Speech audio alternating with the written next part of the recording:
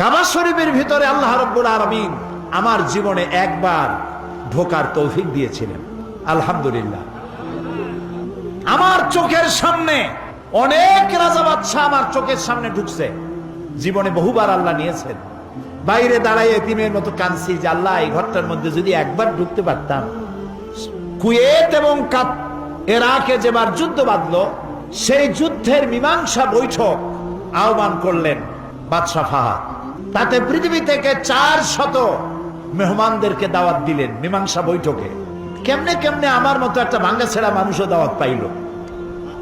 আমি তখন যখন প্লেনে উঠেছি, তখন আমার মনের মধ্যে একটা চিন্তা হলো, সারা জীবন যে আশাটা করতেছিলাম আল্লাহ যদি এইবার এটা পুরো করতে, আমাদেরকে হোটেলে নিয়ে জায়গা দেওয়া হলো। এশার নামাজের পর একটা ব্রিফকেস দিল সমস্ত মেহমানদেরকে। ব্রিফকেসের ভিতরে কাবা শরীফের গেলাপ পাইলাম, আতর পাইলাম, জায়নামাজ